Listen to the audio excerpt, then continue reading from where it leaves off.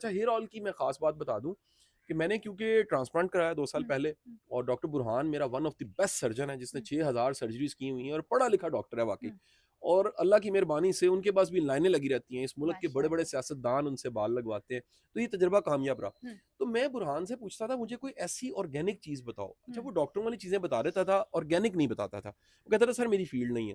तो जब मैंने ये यूज़ किया तो राबी वो अपनी जगह और ठहर गए।